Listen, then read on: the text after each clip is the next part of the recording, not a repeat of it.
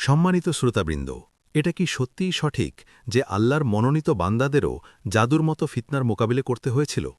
যদি এমনটা হয়ে থাকে, তবে কোন কোন রসুলের ওপর এই পরীক্ষা এসেছিল এবং শেষ নবী হজরত মোহাম্মদ মুস্তাফা সাল্লাল্লাহু আলাইহি ওয়াসাল্লাম কি এই ধরনের ঘটনার সম্মুখীন হয়েছিলেন? যদি হ্যাঁ হয়, তবে কি এর প্রভাব কিছু সময়ের জন্য প্রকাশ পেয়েছিল? এই আলোচনায় এটা পরিষ্কার করা হবে যে রাসূলে আকরাম সাল্লাল্লাহু আলাইহি ওয়াসাল্লামের ওপর জাদুর ঘটনা কতবার ঘটেছিল। কিছু বর্ণনায় নারীর চরিত্রের উল্লেখ কেন পাওয়া যায়?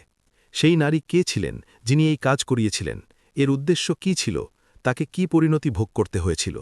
সবচেয়ে গুরুত্বপূর্ণ হল পবিত্র কুরআনের শেষ দুটি সূরা অর্থাৎ সূরাতুল ফালাক এবং সূরাতুন নাস কোন হিকমতের ভিত্তিতে নাজিল হয়েছিল। ভিডিওতে এগিয়ে যাওয়ার আগে আপনি যদি আমাদের চ্যানেল এখনও সাবস্ক্রাইব না করে থাকেন, তবে এখনই সাবস্ক্রাইব করে নিন, যাতে আপনার কাছে আরও এমন তথ্যবহুল এবং আকর্ষণীয় ভিডিও সহজেই পৌঁছে যায়। এই পয়েন্টগুলো বোঝার আগে এটা জানা জরুরি যে জাদুর বাস্তবতা কী এবং একে কিভাবে বর্ণনা করা হয়। আরবি ভাষায় জাদুর জন্য সেহের শব্দ ব্যবহার করা হয় এবং চিন্তাবিদদের মতে সেহের সেই কাজকে বলা হয় যার মাধ্যমে কোনো জিনিসের আসল রূপ পরিবর্তন করে পেশ করা হয়। এটি এমন এক পদ্ধতি মনে করা হয় যা স্বাস্থ্যকে দুর্বলতায়, সত্যকে প্রতারণায় এবং বাস্তবতাকে ধোঁকায় বদলে দেয়। মনে রাখার মতো বিষয় হল, ইসলামে জাদু শেখা এবং এর ওপর আমল করা অত্যন্ত গুরুতর অপরাধ এবং একে কুফরির পর্যায়ে গণ্য করা হয়েছে। এই কারণেই শরীয়ত এর জন্য কঠোরতম শাস্তির বিধান রেখেছে। যদি কোনো ব্যক্তি জাদু করতে গিয়ে ধরা পড়ে এবং তওবা না করে কিংবা এই কাজ থেকে বিরত না হয়, তবে তার জন্য অত্যন্ত ভয়াবহ পরিণতির কথা বলা হয়েছে।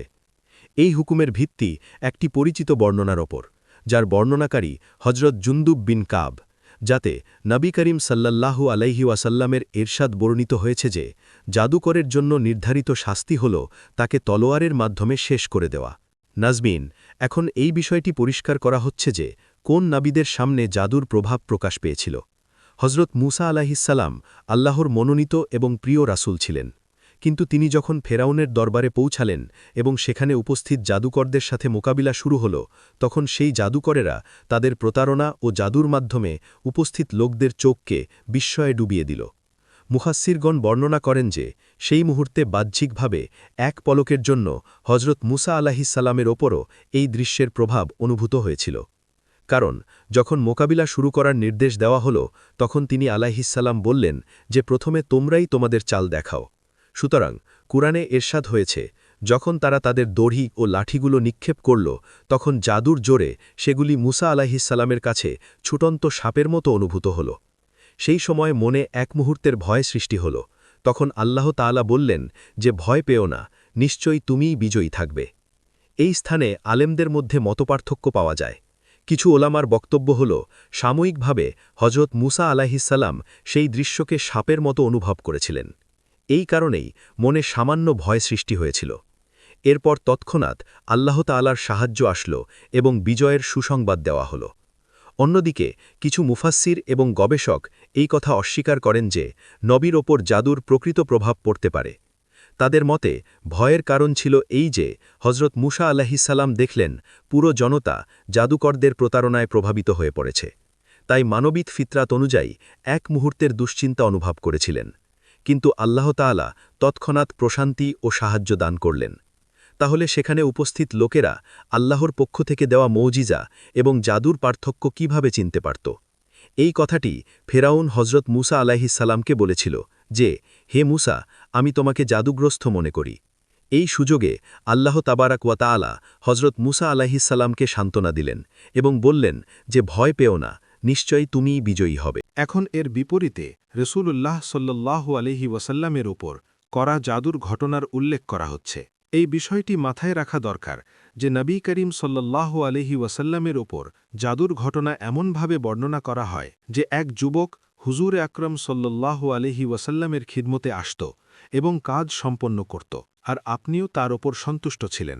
লাবিদ বিন আসাম একজন মুনাফিক লোক ছিল এবং ইহুদিদের সাথে তার যোগাযোগ ছিল। সেই যুবকটি মূলত ইহুদিদের প্রভাবে ছিল এবং হুজুর সাল্লাল্লাহু আলাইহি ওয়াসাল্লামের খিদমতেও হাজির থাকত। ইহুদিরা তাকে ডেকে বলল যে যেহেতু তুমি মুসলমানদের নবীর খিদমতে আসা যাওয়া করো, আমাদের জন্য কি একটি ছোট কাজ করতে পারো? সেই যুবকটি জানত না যে আসল উদ্দেশ্য কি। সে সহজ সরল মনে রাজি হয়ে গেল। কিছু বর্ণনায় এটাও পাওয়া যায় যে সেই যুবকটিই মূলত লাবিদ বিন আসাম ছিল। তবে এই বিষয়ে আলেমদের মধ্যে বিভিন্ন মতবাদ রয়েছে। যাই হোক, বর্ণনা করা হয় যে লাবিদ বিন আসাম এই মাধ্যমেই রসূলুল্লাহ সাল্লাল্লাহু আলাইহি ওয়াসাল্লামের দাড়ির কিছু চুল এবং চিরুনির দাঁত সংগ্রহ করল। আর যখন এই জিনিসগুলো তার হাতে আসলো, তখন সে এগুলোর মাধ্যমেই নবী করিম সাল্লাল্লাহু আলাইহি ওয়াসাল্লামের ওপর জাদু করল। কিছু বর্ণনায় এটাও উল্লেখ পাওয়া যায় যে লাবিদ বিন আসাম ইহুদি এই কাজের আগে নিজের মেয়েদের জাদুর পদ্ধতি শিখিয়েছিল, যাতে এই ষড়যন্ত্র বাস্তবায়ন করা যায়। সেই মেয়েরা সুতার একটি খেই নিল, তাতে গিঁট লাগাল, সেই গিঁটগুলোর মধ্যে সূঁচ বিধিয়ে দিল এবং এই সুতা চিরুনির ভেতরে লুকিয়ে রাখা হল। এই জাদুর তীব্র ও গভীর প্রভাবের কারণে নবী করিম সাল্লাল্লাহু আলাইহি ওয়াসাল্লামের শরীর কিছুটা অসুস্থ হয়ে পড়ল এবং এই অবস্থা এমনভাবে প্রকাশ পেল যে ওহী ছাড়াও কিছু দৈনন্দিন বিষয়ে কখনও আপনি সাল্লাল্লাহু আলাইহি ওয়াসাল্লাম কোনো কাজ করে ফেলতেন, কিন্তু মনে হতো যে সেই কাজ করেননি। আবার কখনো কোনো কাজ করেননি অথচ মনে হতো যে করে ফেলেছেন। এই অর্থের সাথে বিভিন্ন বর্ণনাও পাওয়া যায়। যেমন মাঝে মাঝে আপনি সাল্লাল্লাহু আলাইহি ওয়াসাল্লাম অনুভব করতেন যে আপনি পবিত্র স্ত্রীদের কাছে গিয়েছেন, অথচ বাস্তবে তেমনটা হতো না। কিছু বর্ণনা অনুযায়ী এই অবস্থা কয়েক দিন পর্যন্ত বহাল ছিল। এখানে এই বিষয়টি মনে রাখা জরুরি যে রসূলুল্লাহ সাল্লাল্লাহু আলাইহি ওয়াসাল্লামের ওপর জাদুর প্রভাব সাধারণ মানুষের মতো হয়নি, যে বুদ্ধিমত্তা বা জ্ঞান বা হুঁশ মুতাসির হয়ে যাবে, বরং শুধু এতটুকু প্রভাব ছিল যে আপনি সাল্লাল্লাহু আলাইহি ওয়াসাল্লাম অসুস্থতার মতো অবস্থা অনুভব করতেন, অথচ নবুয়তের দায়িত্ব পালনে কোনো ধরনের কোনো বিঘ্ন ঘটেনি। একদিন রসূলুল্লাহ সাল্লাল্লাহু আলাইহি ওয়াসাল্লাম হজরত আয়েশা সিদ্দিকা রাদিয়াল্লাহু তাআলা আনহাকে বললেন যে কষ্ট আমি পাচ্ছিলাম সে বিষয়ে আল্লাহ তাবারাকা ওয়া তাআলা স্বপ্নের মাধ্যমে আসল সত্য জানিয়ে দিয়েছেন। আপনি সাল্লাল্লাহু আলাইহি ওয়াসাল্লাম বললেন যে আমি স্বপ্নে দেখলাম যে দুজন ফেরেশতা আসলেন, একজন আমার মাথার কাছে বসলেন এবং অন্যজন আমার পায়ের কাছে বসলেন। এরপর সেই দুই ফেরেশতার মধ্যে কথোপকথন শুরু হল। এক ফেরেশতা প্রশ্ন করলেন যে এই ব্যক্তির কি হয়েছে এবং তার কি ধরনের কষ্ট হচ্ছে। অন্য ফেরেশতা উত্তর দিলেন যে তার ওপর কেউ জাদু করেছে। প্রথম ফেরেশতা জিজ্ঞেস করলেন যে সেই ব্যক্তি কে যে এই জাদু করেছে। দ্বিতীয়জন উত্তর দিলেন যে লাবিদ বিন আসাম নামের এক ইহুদি এই কাজ করেছে। এরপর প্রথম ফেরেশতা প্রশ্ন করলেন যে জাদু কিসের মধ্যে করা হয়েছে এবং কোথায় করা হয়েছে। ফেরেশতা উত্তর দিলেন যে এই জাদু চিরুনির মাধ্যমে করা হয়েছে এবং চিরুনি করার সময় যে চুল আসে সেই চুলগুলো এই কাজে ব্যবহার করা হয়েছে। হুজুর আকরাম সাল্লাল্লাহু আলাইহি ওয়াসাল্লাম এই স্বপ্ন হজরত উম্মুল মুমিনিন আয়েশা সিদ্দিকা রাদিয়াল্লাহু তাআলা আনহাকে শোনাচ্ছিলেন। আপনি সাল্লাল্লাহু আলাইহি ওয়াসাল্লাম বললেন যে এরপর প্রথম ফেরেশতা পুনরায় জিজ্ঞেস করলেন যে সেই চিরুনি কোথায় রাখা হয়েছে। উত্তর দেওয়া হল যে বনু জুরাইক গোত্রের একটি কূপে, যাকে বীরে জারওয়ান বলা হয়, সেখানে তার ওপর জাদুর শব্দ পড়ে পুরুষ খেজুর গাছের ছালের ভেতরে একটি পাথরের নিচে পুঁতে রাখা হয়েছে। এই সমস্ত বিস্তারিত তথ্য নবী করিম সাল্লাল্লাহু আলাইহি ওয়াসাল্লামকে সেই ফেরেশতাদের মাধ্যমেই জানিয়ে দেওয়া হয়েছিল। আপনি যখন জাগ্রত হলেন তখন হজরত আয়েশা সিদ্দিকা রাদিয়াল্লাহু তাআলা আনহাকে বললেন যে আল্লাহ তাআলা আমার এই কষ্টের পুরো সত্য আমাকে জানিয়ে দিয়েছেন। পরবর্তী সময়ে নবী করিম সাল্লাল্লাহু আলাইহি ওয়াসাল্লাম নিজেই সেই কূপের কাছে গেলেন এবং একটি বর্ণনা অনুযায়ী সৈয়দুনা আলী রাদিয়াল্লাহু তাআলা আনহুকেও পাঠানো হয়েছিল, যিনি সেখানে দেখলেন যে কূপের পানি হলুদ হয়ে গিয়েছিল। এরপর তিনি সেই জাদু করা সুতা বের করলেন এবং ফিরে আসলেন। আর যখন হজরত আয়েশা সিদ্দিকা রাদিয়াল্লাহু তাআলা আনহার কাছে পুনরায় হাজির হলেন, তখন রাসূলুল্লাহ ইরশাদ করলেন যে আল্লাহর কসম, এই কূপের পানি তো মেহেদি ভেজানো পানির মতো ছিল এবং সেখানকার খেজুর গাছগুলো শয়তানের মাথার মতো দেখাচ্ছিল। সেখান থেকে সেই চিরুনিও উদ্ধার হল এবং চিরুনির ভেতরে থাকা চুলও বেরিয়ে আসলো। বর্ণনাকারী বলেন যে আপনি যখন সেই সমস্ত জিনিস বের করিয়ে নিলেন, তখন হজরত আয়েশা সিদ্দিকা রাদিয়াল্লাহু তাআলা আনহা আর্জ করলেন যে আপনি এই বিষয়টি ঘোষণা কেন করলেন না। তখন রাসূলুল্লাহ ইরশাদ করলেন যে আল্লাহ তাবারাকা ওয়া তাআলা আমাকে শিফা দান করেছেন এবং আমি মানুষের মধ্যে মন্দ ছড়ানো পছন্দ করি না। এটাও মনে রাখবেন যে এই সুযোগেই দুটি সূরা, সূরাতুল ফালাক এবং সূরাতুন নাস নাজিল হয়েছিল। এরপর জিব্রাইল আমিন আলাইহিসসালাম নবী করিম সাল্লাল্লাহু আলাইহি ওয়াসাল্লামকে জানালেন যে এই মুআওয়াযাতাইন অর্থাৎ সূরাতুল ফালাক এবং সূরাতুন নাসের একটি করে আয়াত পড়ে যান এবং প্রতিটি আয়াতের সাথে একটি করে গিট খুলে দিন। সুতরাং রসূলুল্লাহ হজরত মৌলা আলী কার্রামাল্লাহু ওয়াজহাহুল করিমকে নির্দেশ দিলেন যে একটি আয়াত পড়ো এবং একটি গিট খোলো। সুতরাং রসূলুল্লাহ একটি আয়াত তেলাওয়াত করলেন এবং একটি গিট খুলে নিলেন। এরপর একইভাবে একটি করে আয়াত পড়তে থাকলেন এবং একটি একটি করে গিট খুলতে থাকল। যেমন যেমন গিটগুলো খুলতে থাকল, আপনি সাল্লাল্লাহু আলাইহি ওয়াসাল্লাম নিজের মধ্যে হালকা ভাব এবং প্রশান্তি অনুভব করতে থাকলেন। এমনকি আপনি সাল্লাল্লাহু আলাইহি ওয়াসাল্লাম সম্পূর্ণভাবে সুস্থ হয়ে গেলেন। এবং একটি বর্ণনায় আসে যে আপনি সাল্লাল্লাহু আলাইহি ওয়াসাল্লাম এমনভাবে দাঁড়িয়ে গেলেন যেন আপনাকে কোনো বন্ধন থেকে মুক্ত করে দেওয়া হয়েছে। এটাও বর্ণনা করা হয় যে এই ঘটনার পরেও সেই ইহুদি ব্যক্তি রাসূলুল্লাহ সাল্লাল্লাহু আলাইহি ওয়াসাল্লামের কাছে আসা যাওয়া করত, কিন্তু আপনি সাল্লাল্লাহু আলাইহি ওয়াসাল্লাম তার সামনে এই বিষয়ের কোনো উল্লেখ করেননি, এমনকি কখনো তাকে তিরস্কারও করেননি। শেষ পর্যন্ত সে তার পরিণতির কাছে পৌঁছে গেল। এই ঘটনা থেকে এই বিষয়টি সামনে আসে যে নবী করিম সাল্লাল্লাহু আলাইহি ওয়াসাল্লামের উপর জাদু করা নারীরা মূলত লবিদ বিন আসিমের মেয়েরা ছিল, যারা তাদের বাবার কাছ থেকে জাদু শিখেছিল, এবং এই কাজ চুলে গিঁট লাগিয়ে করা হয়েছিল। এই সুযোগেই আল্লাহ তাআলা কুরআন মাজিদ ফুরকানে হামিদের শেষ দুটি সূরা, সূরাতুল ফালাক এবং সূরাতুন নাস নাজিল করেছিলেন। এই ঘটনা ছাড়া আরও একটি বর্ণনা পাওয়া যায় যাতে এক ইহুদি নারীর উল্লেখ আসে যে শত্রুতার ভিত্তিতে নবী করিম সাল্লাল্লাহু আলাইহি ওয়াসাল্লামের ওপর জাদু করিয়েছিল। তার ইচ্ছা ছিল যে রাসূলুল্লাহ সাল্লাল্লাহু আলাইহি ওয়াসাল্লাম অসুস্থ হয়ে যান এবং নাউজবিল্লাহ এই অসুস্থতার মাধ্যমে মারা যান। এই অপবিত্র নিয়তেই সে তাবিজের মাধ্যমে জাদু করিয়েছিল, যার ফলে কিছু সময় পর্যন্ত হুজুর আকরাম সাল্লাল্লাহু আলাইহি ওয়াসাল্লামের শরীর অসুস্থ ছিল। কিন্তু আপনার সাহাবী হজরত জায়েদ বিন হারিসা রাদিয়াল্লাহু তাআলা আনহু এই তাবিজ স্বপ্নে দেখেছিলেন। এরপর নবী করিম সাল্লাল্লাহু আলাইহি ওয়াসাল্লামকে সেই বিষয়ে জানানো হল এবং জানা গেল যে তাবিজ সত্যিই সেখানে ছিল এবং সেগুলো উদ্ধার করা হলো। এরপর সেই তাবিজ ছিঁড়ে ফেলা হলো। বলা হয় যে যখন এই জাদুকর্ণী জানতে পারল যে আপনি সাল্লাল্লাহু আলাইহি ওয়াসাল্লাম সম্পূর্ণ শিফা পেয়েছেন, তখন সে নিজেই নবী করিম সাল্লাল্লাহু আলাইহি ওয়াসাল্লামের খিদমতে হাজির হল। দয়ালু নবী সাল্লাল্লাহু আলাইহি ওয়াসাল্লাম নিজের রাহমাতুল্লিল আলামিন শানের মাধ্যমে তাকে ক্ষমা করে দিলেন। কিন্তু কিছু বর্ণনায় রয়েছে যে সেই জাদুকর্ণীকে শাস্তি হিসাবে মদিনা মুনাওয়ারা থেকে বের করে দেওয়া হয়েছিল। সম্মানিত দর্শকবৃন্দ, জাদুর বিষয়ে ইবনে কাসির রাহমাতুল্লাহ আলাই নিজের তফসিরে হজরত আয়েশা সিদ্দিকা রাদিয়াল্লাহু তাআলা আনহা থেকে একটি ঘটনা বর্ণনা করেছেন। আপনি বলেন যে রাসূলুল্লাহ সাল্লাল্লাহু আলাইহি ওয়াসাল্লামের ওফাতের কিছু সময় পর দৌমাতুল জান্দালের অধিবাসীদের মধ্যে এক নারী আমার কাছে আসল। তার উদ্দেশ্য ছিল সে রাসূলুল্লাহ সাল্লাল্লাহু আলাইহি ওয়াসাল্লামের সাথে দেখা করে জাদুর বিষয়ে কোনো তথ্য সংগ্রহ করবে।